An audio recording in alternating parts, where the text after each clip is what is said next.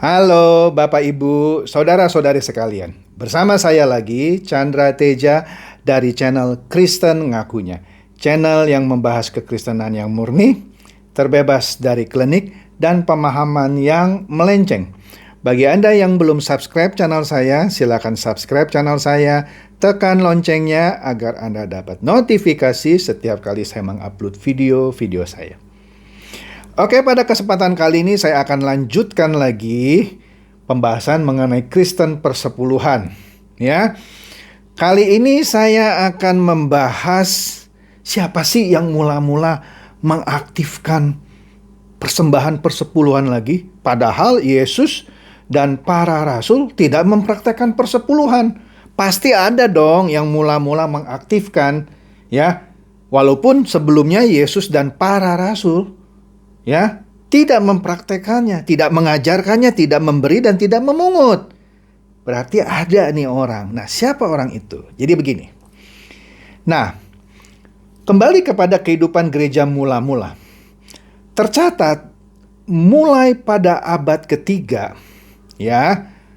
ada seseorang yang namanya, ini panjang nih ya, Tertius Caecilius Cyprianus.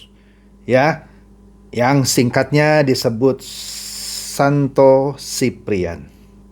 Oke.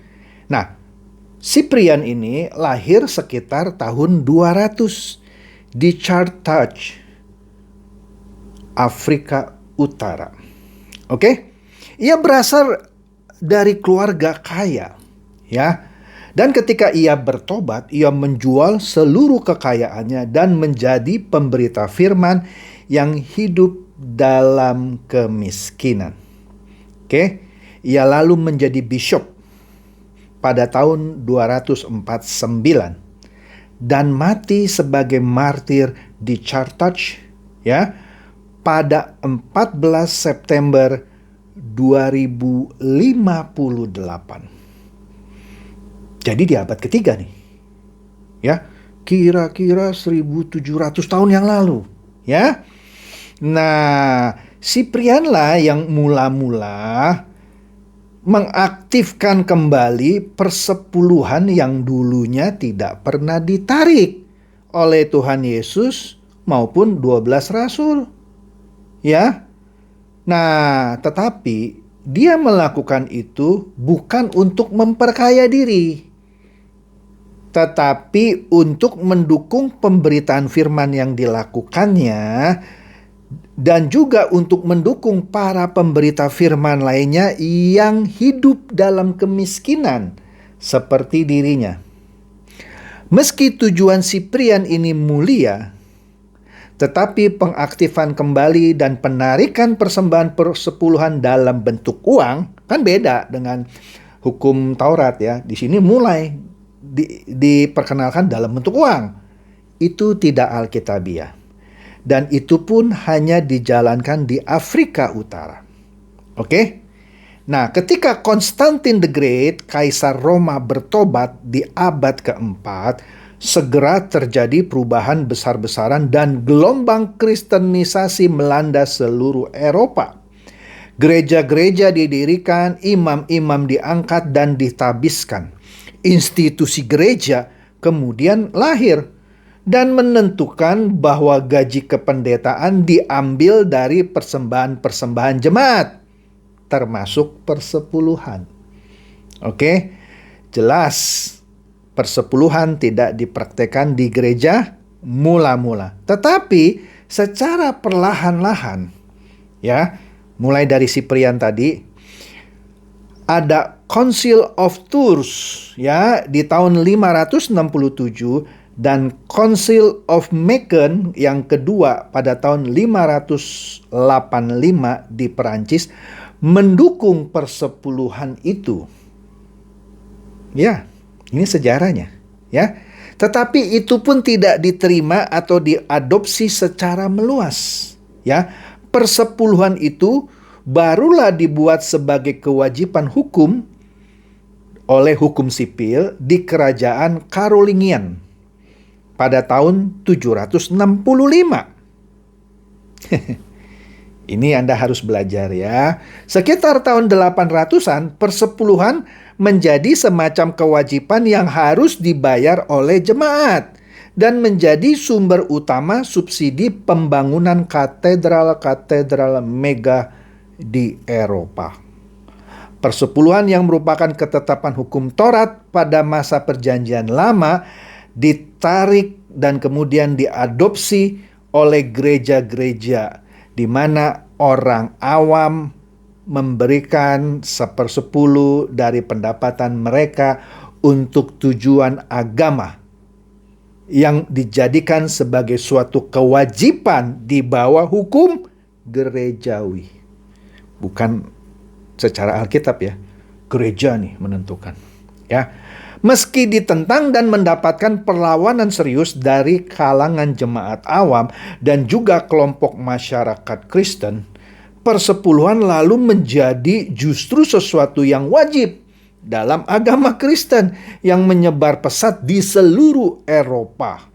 Persepuluhan diperintahkan oleh hukum gereja dari mulai abad ke-6 seperti yang dijelaskan tadi. Oke. Lalu oleh hukum sekuler mulai dari abad ke-8. Negara ikut-ikutan nih. Di Inggris pada abad ke-10 sesuai dengan keputusan hukum gerejawi oleh Edmund yang pertama, persepuluhan wajib dilakukan dan kemudian di bawah hukum temporal oleh Edgar.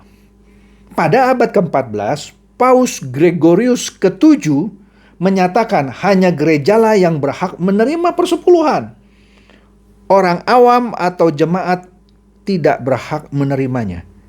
Padahal kalau mengambil analogi orang Lewi, aktivis orang Lewi kan, bukan hanya pendetanya saja. Oke, nah di sini mulai nih ya. Kemudian secara bertahap muncul perlawanan terhadap praktek persepuluhan. Persepuluhan kemudian dicabut di Prancis selama revolusi, yaitu di tahun 1789 dan diikuti beberapa negara Eropa lainnya. Persepuluhan diakhiri di Italia pada tahun 1887. Kemudian persepuluhan juga dihapuskan di Irlandia pada saat goncangnya kekuasaan gereja Anglikan pada tahun 1871. Dan secara bertahap praktek persepuluhan juga mati perlahan-lahan di gereja Skotlandia. Di Inggris pada tahun 1836 persepuluhan dihidupkan kembali untuk pembayaran biaya sewa gedung. Metode baru sistem perpajakan, ini negara ikut campur nih. Jadi dimasukkan ke dalam perpajakan di mana? Di negara-negara yang memberikan dukungan keuangan pada gereja di luar dana pemerintah. Sisa-sisa sistem perpuluhan masih ada yang diatur oleh negara ya. Di mana? Di Belanda dan Jerman. Di sana warga harus membayar pajak gereja kecuali mereka menyatakan keluar dari anggota jemaat gereja. Baru mereka bebas bayar persepuluhan. Ya, hebat ya, hebat. Nah, kemudian inilah sejarah praktek persepuluhan di gereja mula-mula, ya, maksud saya mula-mula setelah masa Rasul gitu ya. Yang bisa Anda baca juga gitu di Encyclopedia Britannica. Lalu di Encyclopedia Americana dan Roman Catholic Encyclopedia. Jadi ada sejarahnya ya. Bahkan ada catatan menarik di sini. Setelah Bait Allah dihancurkan oleh tentara Romawi di bawah pimpinan Jenderal Titus, yang kelak menjadi Kaisar Romawi pada tahun 70 Masehi, maka praktek persembahan persepuluhan dan persembahan korban-korban lainnya yang biasa dilakukan oleh orang-orang Yahudi di Bait Allah itu terhenti sampai sekarang. Kenapa? Bait Allahnya hancur. Tidak bisa mereka melakukan persembahan yang diatur oleh hukum Taurat. Lah, kalau yang diberi mandat untuk melakukan hukum Taurat saja sudah tidak bisa melakukan karena Bait Allahnya hancur, karena syaratnya harus ada Bait Allah. Loh, kok Anda yang tidak diberi mandat malah melakukan persembahan persepuluhan? Lucu kan? Oke? Nah, jadi orang Yahudi saja yang tidak mempercayai Yesus sebagai Mesias, yang seharusnya tunduk terhadap hukum Taurat, tidak melakukan persembahan persepuluhan dan persembahan korban lainnya. Karena kenapa? Bait Allah tidak ada. Loh, Anda yang bukan orang Yahudi, yang tidak diberi mandat untuk melakukan hukum Taurat, kok sok-sokan gitu mau melakukan menarik persembahan persepuluhan. Sekali lagi ya, saya bukannya anti Anda memberi untuk kegiatan pemberitaan firman, tapi bukan dipaksa melalui persembahan persepuluhan. Pernah saya katakan kan, Anda memberikan 1/10 dari penghasilan Anda kepada gereja dengan sukarela dan sukacita, monggo coy. Tapi bagi saya itu bukan persepuluhan. Anda mau beri lebih dari 10%, 20% gitu ya, untuk menunjang pekerjaan Tuhan, haleluya, bagus banget. Anda sangat mulia gitu ya. Tapi saya tidak menganggap Anda memberikan persepuluhan double, bukan. Oke, nantilah saya ulas lagi itu ya.